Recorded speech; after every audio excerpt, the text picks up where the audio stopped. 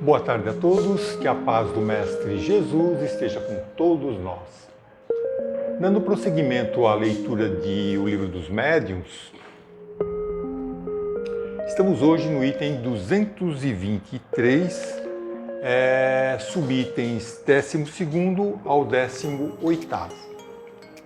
A primeira pergunta de hoje começa com um questionamento curioso, que pode até parecer despropositado, absurdo para os dias de hoje, mas que refletia a imensidade de dúvidas na época do início do Espiritismo. Compreender um assunto novo requer questionamento, perguntas e a busca pela pelas respostas. Os leitores da Revista Espírita não eram apáticos, conformados, estagnados. Eles interrogavam Kardec e Kardec repassava essas perguntas aos espíritos que, com paciência e educação, as respondiam. Então vamos à primeira pergunta do subitem 12. Entre os diferentes sistemas propostos para explicar os fenômenos espíritas, há um que pretende estar a verdadeira mediunidade nos corpos inertes, por exemplo, na cesta ou na caixa de papelão que servem de instrumento.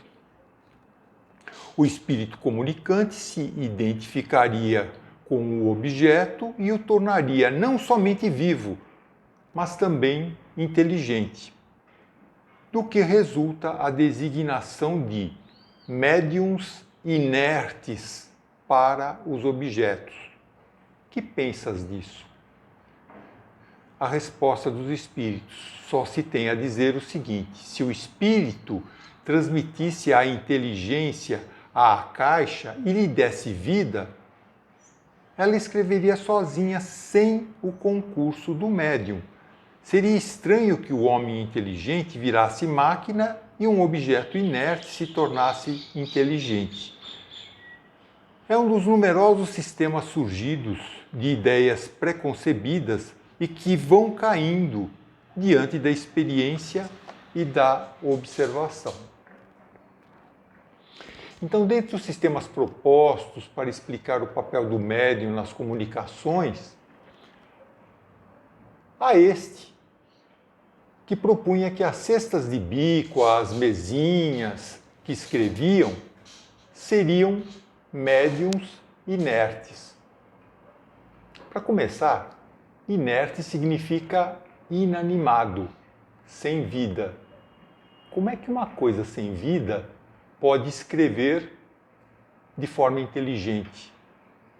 Seria mais ou menos como a história de Pinóquio. Se lembram? Onde aquele senhorzinho chamado Gepeto, que tanto queria ter um filho, um dia ele esculpiu um boneco de madeira, de pau. Aí veio a fada azul, à noite, e atendendo o seu desejo, plim, deu vida a Pinóquio. Mas é claro que isso só acontece nas histórias infantis. A seguir, então veremos a continuação da pergunta e da resposta dos espíritos. Um fenômeno bem conhecido poderia tornar admissível a ideia de existir nos corpos inertes assim animados mais do que a vida e até mesmo do que a inteligência. É o das mesas, cestas, etc., que exprimem nos seus movimentos a cólera ou a afeição, os sentimentos. Quando um homem colérico sacode uma bengala, não é esta que se acha encolerizada, nem mesmo a mão que a segura, mas o pensamento que dirige a mão. As mesas e as cestas não são mais inteligentes do que a bengala. Não têm nenhum sentimento inteligente, mas obedecem a uma inteligência. Numa palavra, não é o espírito que se transforma em cesta, nem mesmo escolhe a cesta para nela se abrigar. O que acabamos de ler foi a resposta dada por Kardec a um leitor da Revista Espírita de outubro de 1859, cerca de 2 anos antes da publicação do Livro dos Médiuns, que ocorreu, como sabemos, em janeiro de 1861. Em O Pequeno Príncipe, encontramos a frase: o essencial é invisível aos olhos. É a forma poética que Saint-Exupéry usou para dizer que basta não ser cego para enxergar o que está no nosso campo de visão. No entanto, para se ver com clareza, para entender o que existe por detrás das aparências superficiais, é necessário sentir, perceber com o coração. A frase de Saint-Exupéry, que diz: o essencial é invisível aos olhos, nos remete à sensação de superficialidade, ou seja, nossos olhos físicos veem apenas o que é superficial, a matéria, a bengala se agitando na mão de um homem colérico. Somente os olhos do coração, da alma, da nossa essência, poderão perceber o espírito, a intenção, o sentimento causador do movimento. As mesas e as cestas, como no exemplo da bengala, são a expressão do sentimento de alguém, só que invisível para os nossos olhos de enxergar. Quando olhamos com os olhos de ver, procuramos entender o que há por detrás do visível, o que há de invisível por detrás do visível. Por que uma criança chora? Por que uma pessoa está irritada, com raiva, colérica? Além de simplesmente observar e criticar, o que podemos fazer no sentido de diminuir sua irritação, sua mágoa, sua dor? É isso que ver com os olhos da alma, do espírito. 14º. Se não é racional atribuir inteligência a esses objetos, pode-se considerá-los como uma variedade de médiuns, designando-os por médiuns inertes. E os espíritos respondem a uma questão de palavras que pouco nos importa, desde que vos entendais. Sois livres de chamar homem a um fantoche. Na nota de rodapé, aqui na tradução de Herculano Pires, é explicado o porquê da insistência de Kardec nessa pergunta. Naquela época, muitos sistemas foram concebidos, como nós já falamos, para explicar os fenômenos espíritas, e um deles, rebatido com veemência por Kardec na Revista Espírita de outubro de 1859, é o dos médiuns inertes. Era um sistema que propunha que o espírito atuava diretamente numa mesinha ou numa caixa de papelão, movimentando-o, sem que houvesse a necessidade de um médium. Seguramente, os espíritos superiores sabiam dessas ideias mirabolantes, porém não estavam interessados em disputas filosóficas, deixando a cada qual dar asas à sua imaginação da forma como desejasse. E agora vamos para o subitem número 15. Os espíritos só têm a linguagem do pensamento, não a articulada, e, portanto, usam apenas uma língua. Assim, um espírito poderia exprimir-se por via mediúnica numa língua que nunca falara quando vivo. Nesse caso, de onde tira as palavras que emprega? já respondeste a pergunta por ti mesmo, ao dizer que os espíritos só têm uma língua, que é a do pensamento. Todos compreendem essa língua, tanto os homens como os espíritos. Ao dirigir-se ao espírito encarnado do médium, o espírito errante não fala em francês nem em inglês, mas na língua universal do pensamento. Para traduzir as suas ideias numa linguagem articulada, transmissível, ele utiliza as palavras do vocabulário do médium. Aqui ele fala em espíritos errantes. Espíritos errantes, segundo o Livro dos Espíritos, capítulo 6, são os espíritos que se encontram, ou que estão nos intervalos das encarnações. Eles ficam na erraticidade desde algumas horas a alguns milhares de séculos. Ainda não são espíritos puros que chegaram à perfeição e que não precisam mais reencarnar. Os espíritos puros reencarnam por sua própria vontade para desempenhar missões. Na erraticidade, logo após o desencarne, alguns espíritos têm muita dificuldade de se comunicar, seja com encarnados ou mesmo com outros desencarnados, pois ainda sentem a necessidade de falar através dos mesmos meios empregados na Terra, ou seja, seu idioma. Não são todos, mas muitos agem dessa forma. Com o passar do tempo, é que conseguem se libertar desse condicionamento.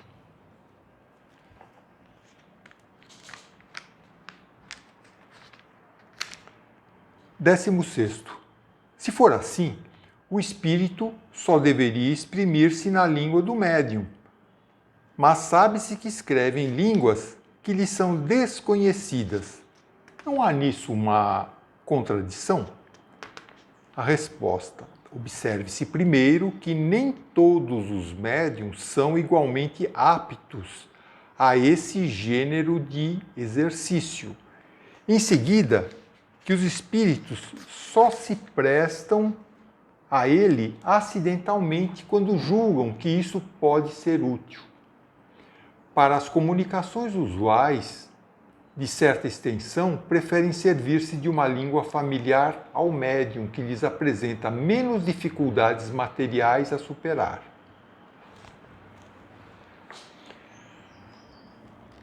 Xenoglossia. Xenoglossia quer dizer mediunidade poliglota.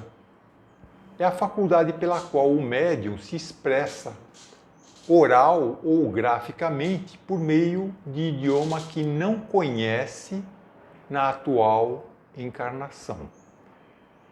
Essas línguas, se não existem hoje, existiram no passado. Segundo Ernesto Bozano, o termo foi criado por Charles Richer para diferenciar de glossolalia, no qual os pacientes sonâmbulos falam ou escrevem pseudolínguas, ou seja, línguas inexistentes que não possuem regras gramaticais. Glossolalia, ela vem da palavra glosso, que significa língua, e lalia, balbucio. É a repetição de colocações sem sentido, não relacionadas ao assunto ou situação envolvida. São balbucios que simulam sons ou ruídos de uma língua estrangeira, porém são totalmente ininteligíveis. Isso é bastante comum em processos obsessivos graves de fascinação e subjugação.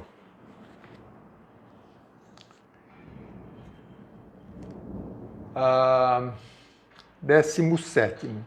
A aptidão de certos médiuns para escreverem numa língua estranha não provém do fato de a terem usado noutra existência, conservando-a na atual em forma intuitiva.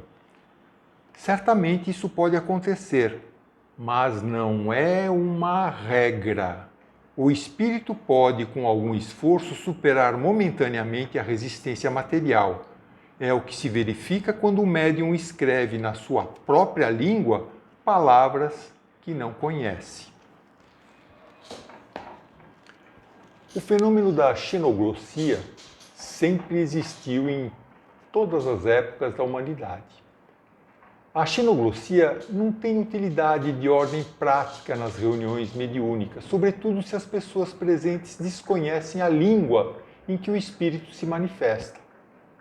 Só tem algum valor quando dirigida a público não espírita ou com reduzido conhecimento da doutrina espírita, para trazer evidências da sobrevivência do espírito após a morte do corpo físico. Ernesto Bozano, no livro Xenoglossia, explica que essa faculdade pode acontecer animicamente, quando a alma do médium se manifesta falando numa língua que ele próprio falava no passado, ou mediunicamente, quando uma entidade espiritual do passado se manifesta no médium. Mas nesse caso, o mais frequente e comum é que o médium tenha também vivido nessa época. Raras são as vezes que um espírito se utiliza de um médium que não tenha tido nenhum conhecimento dessa língua, pois aí a dificuldade para a manifestação é muito grande. E no caso da psicografia, muitas vezes, o espírito teria necessidade de ter vivido naquela época. Então vamos agora para o último subitem de hoje. Uma pessoa que não sabe escrever poderia fazê-lo como médium? E a resposta sim. Compreende-se que haverá grande dificuldade mecânica a fazer, pois a mão não está habituada aos movimentos necessários para formar as letras. Acontece o mesmo com os médiuns desenhistas que não sabem desenhar. Num dos capítulos do livro Nos Domínios da Mediunidade, ditado pelo espírito André Luiz, o assistente Aulus explica, abre aspas, quando um médium analfabeto se põe a escrever sob o controle de um amigo domiciliado em nosso plano, isso não quer dizer que o mensageiro espiritual haja removido milagrosamente as pedras da ignorância. Mostra simplesmente que o psicógrafo traz consigo de outras encarnações a arte da escrita já conquistada e retida no arquivo da memória, cujos centros o companheiro desencarnado consegue manobrar. Fecha aspas. Então, terminamos aqui a leitura do item 223, subitens 12º ao 18º. Na próxima semana, se Deus o permitir, continuaremos a leitura dos subitens 19º ao 23º. Que a paz do Mestre Jesus continue com todos nós, agora e sempre.